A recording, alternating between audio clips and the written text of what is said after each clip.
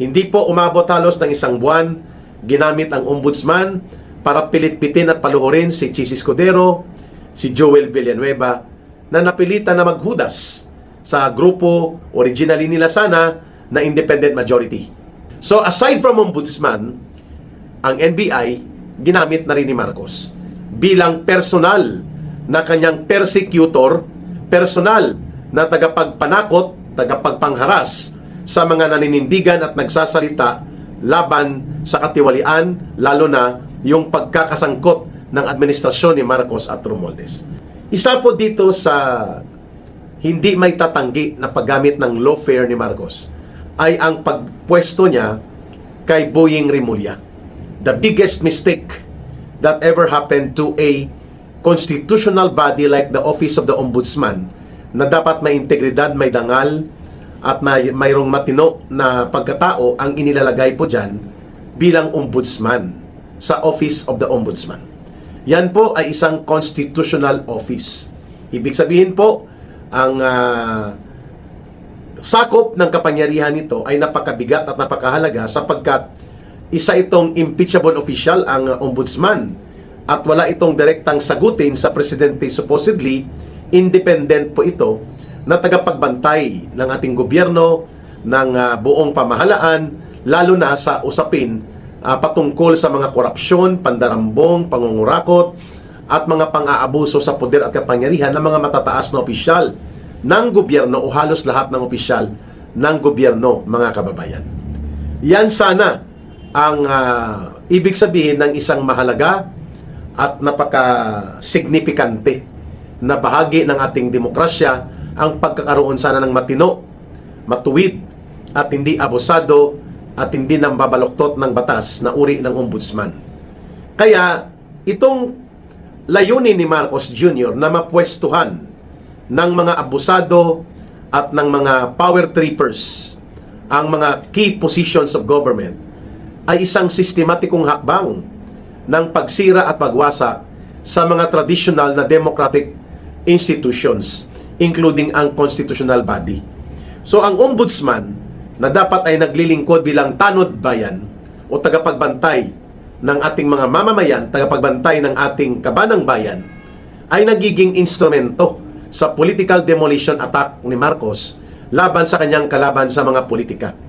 Kaya itong nangyari sa Senado, nakita natin kung paano dinurog ang independent majority na tumatayo at naninindigan laban po sa abuso, issue at iskandalo ng korupsyon, pandarambong, pangungurakot, at mga pananagutan ng gobyerno ni Marcos. Hindi po umabot halos ng isang buwan, ginamit ang ombudsman para pilit-pitin at paluhurin si Chis Escudero, si Joel Villanueva, na napilitan na maghudas sa grupo originally nila sana na independent majority. At ngayon, kasama na sa 3 Judas na kulto ng Senador ni Marcos Jr. kung ang pag-uusapan ay ang kanilang loyalty. Their blind loyalty to Marcos and Romualdez. Kaya sila tinatawag na 3 Judas na kulto. O Senador ni Marcos, minsan, Senado ng Malacanang. Yun ang tawag sa kanila. Nakita din natin kung paano lumpuin ni Boying Rimulya at ni Marcos ang karapatan ni Senador Jinggoy Estrada by making up cases na kunwari ay hinahabol nila si Senator Jinggoy Estrada sa pananagutan at kanyang pagkakasangkot di umano sa anomalya ng flood control.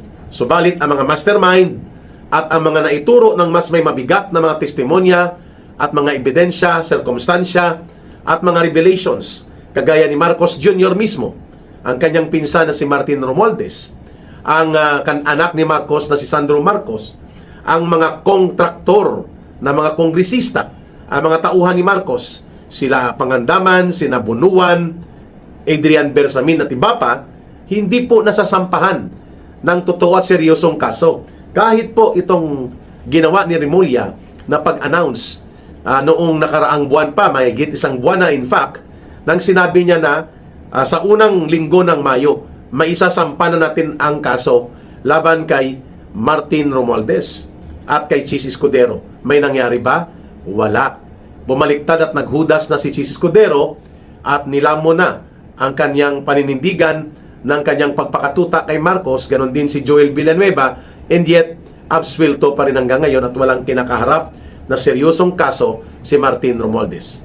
Umurong ang bayag ni Boying Rimulya nang sinabi ni Romualdez na kapag tinuluyan siya na masasampahan ng kaso, lalo pa ang non-bailable case na plunder o kaakibat na kaso na hindi siya makakapagpiyansa, sabi niya ni Martin Romualdez, ay marami siyang sasabihin.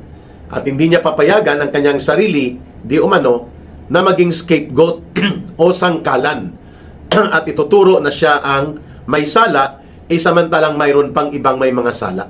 Of course, walang ibang tinutumbok doon si Romualdez, kundi ang pinsan niyang si Bongbong Marcos at ang grupo nito that includes Boying Rimulya.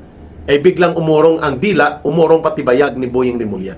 Hindi niya sinampahan ng kaso at wala ng seryosong update patungkol kay Martin Romualdez matapos po ang pagbabanta ni Romualdez na magsisiwalat siya at ikakanta niya ang pagkakasangkot ng iba pang mga major players and even the mastermind sa flood control and other plunderous and systematic corruption na ginawa po at nangyari sa ilalim ng gobyerno ni Marcos Jr.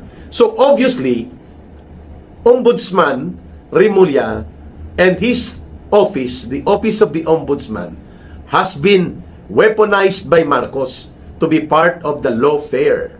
Kaya nga, naagaw ni Marcos at nila Romualdez ang kontrol sa Senado at sunod-sunuran sa kanila ang majority, yung 13 na mga kulto ng Judas na senador, sapagkat ginamit ang poder ni Rimulya sa pananakot, panghaharas, pangbabaluktot sa mga kunwari kakasuhan nila kapag hindi sumuporta, kagaya ng ginawa nilang pagsampol sa kalagayan po ni Senator Jinggoy Estrada.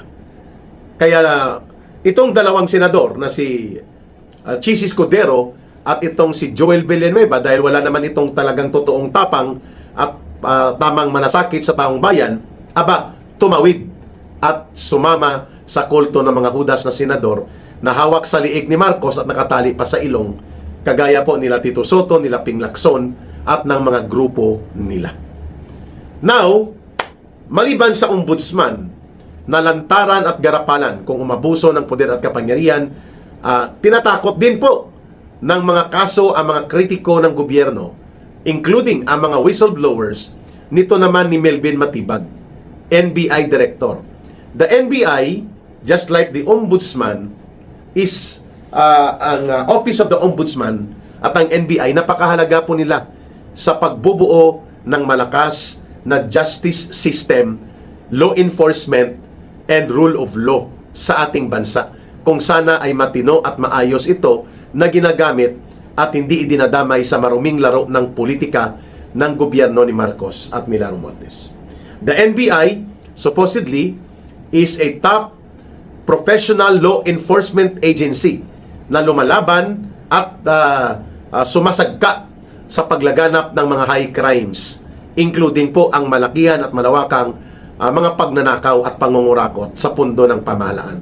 And yet, hindi po ganyan ang ginagawa ng NBI. Ang ginagawa nito, binabalikan, tinatakot at iniipit ang mga supposedly whistleblowers at yung mga aktibo sa paglalahad ng kanilang mga saloobin upang tutulan at itakwil ang malaganap at malubhang korupsyon at pandarambong na nagaganap at naganap na sa ilalim ng gobyerno ni Marcos at nila Romualdez. So aside from Ombudsman, the Ombudsman has already been weaponized also. Ang NBI, ginamit na rin ni Marcos bilang personal na kanyang persecutor, personal na tagapagpanakot, tagapagpangharas sa mga naninindigan at nagsasalita laban sa katiwalian, lalo na yung pagkakasangkot ng administrasyon ni Marcos at Romualdez. Nakikita natin yan, hindi lamang po sa personal na karanasan ni Ka Eric. Yan din po ang nararanasan ng former soldiers, yung 18 Marines, na kaliwat ka ng kinakasuhan. At ang kasabwat naman dyan ay Department of Justice. But going back to the NBI, itong pananakot na ginagawa ni Matibag laban sa kay dating Congressman Mike Defensor at sa pamilya nito, and sa iba pang mga lumalaban sa katiwalian at nagsasalita ng matapang upang tutulan ang korupsyon at pandarambong sa gobyerno sa kasalukuyan, kagaya kay Attorney Harold Despicio. Napakalubha at napakalantaran, no, garapalan na ginagamit ni Matibag ang posisyon sa NBI at ang NBI mismo para takutin at paluhurin ang mga political critics and opposition to the Marcos government, which is yung gawain na yan ni Ginoong Matibag ay isang pagpapababa at isang kabastusan at kaabusuhan supposedly sa integridad ng isang dapat ay matino at patas na uri ng professional law enforcement agency, which is supposedly yan ang role ng National Bureau of Investigation. So aside from the Ombudsman, ang Department of Justice man, ganun din po mga kababayan ang ginagawa. And even ang PNP. Samantalang ang AFP ay iwas pusoy, tahimik ang kanyang liderato at halos pipi, bulag at bingi sila sa kinasasadlakan ng mga mamamayan na malubang krisis ng katiwalian at korupsyon na ang itinuturo po ng linya ng criminal trails none other than Marcos and Romualdez ang mga mastermind. Ang PNP naman ay aktibo rin po na mapigilan ang mga pagdaloy ng mapayapa at demokratikong mga pagkilos ng mamamayan.